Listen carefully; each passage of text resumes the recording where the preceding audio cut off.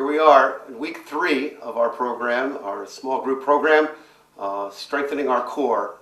Hopefully, as your Lent has been going on, that you've noticed a little bit of a difference or a growth that's happening. This week, our focus is on resistance training. Those of you who work out know the importance of that. That if you just sort of use the same weight, this is what my understanding anyway, if you use the same weight over and over as you exercise, your muscles are going to get used to it, they're going to understand it, and you're not going to grow. So there always has to be some sort of tension to make faith grow, in a sense, just like there's a tension that makes our muscles grow. Well, there's enough tension and stress in our lives. We don't have to go out and find it, that's for sure. It's out there. I was even thinking to myself, perhaps maybe someone in your family or a friend or someone at work or someone you know may even be thinking it a little odd that you're doing this program. If you've dared to tell anybody that you're involved in a faith-sharing small group, somebody might think that's odd. There's a lot of resistance out there to faith anymore. People sort of questioning it. I have to really admire people that actually get up in the morning and on Sunday morning and go to church, because the culture sort of says, don't do that. There's a lot of resistance against doing that, or believing in God, or being a member of a church, or being active in one's faith. So I give you a lot of credit for that. I really do, and I congratulate you for that. So as we get together this week and hear about the wonderful story about the man born blind, again, another story of conversion, another story where somebody doesn't know Jesus quite in one way, and as the gospel goes on, you see him grow in his understanding of Jesus, and it changes. Certainly maybe that's happened in your own life as when you were a kid to now. Maybe you've grown in your understanding of who Jesus is, and you're relating to him, praying, not quite in the same way. Faith has to be dynamic. It has to move. It can't stay the same. Nothing in our life stays the same, so why would our faith stay the same? So I hope in your discussion together now that you'll grow more and your eyes will be opened, and you'll be able to see that different moments of resistance in your own life have really taught you something important about Jesus and faith and your life. Have a great week.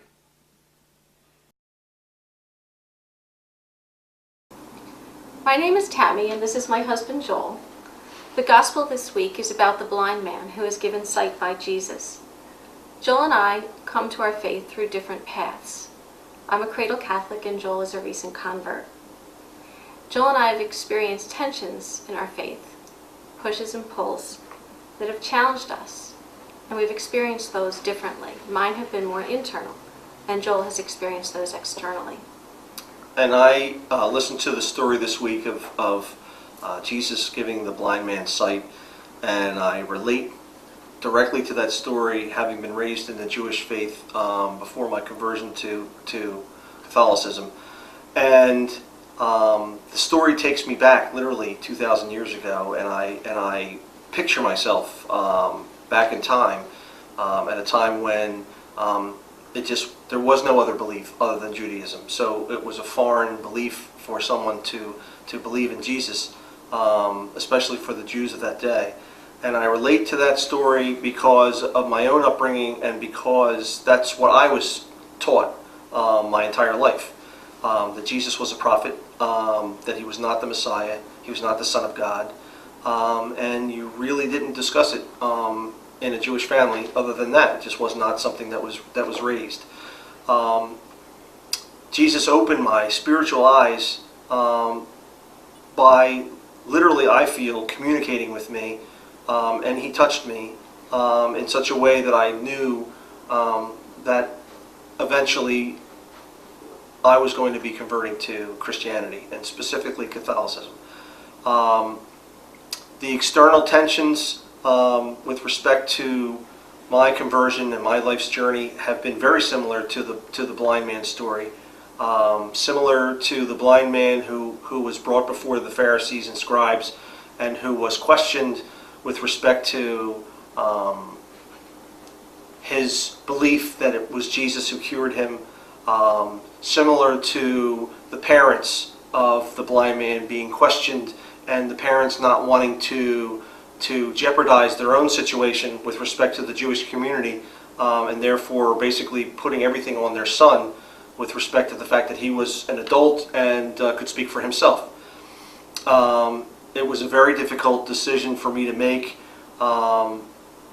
As strongly as I felt that I was making the right decision, because I knew how traumatic that my decision and that telling my family of my decision was going to affect them. It was a difficult decision to make. It was difficult. I knew that my mother was not, my father had passed, that my mother was going to be traumatized by my decision. It was not something that I wanted to do. It was something that eventually just came to the position that I knew I had to tell her. I had to tell my brother. My brother, who lives in the United States, I have another brother who lives abroad, were much more accepting. My brother told me, thanks for telling me, you got to tell Mom. I said, I know. And he said, thanks for your share of the inheritance. But I knew it was a decision that was going to hurt my mother, and it did. And I know that it's a decision that while she respects my decision and while she's allowed me to continue with my life's journey, it's not a decision that she accepts and agrees with, which creates its own tension.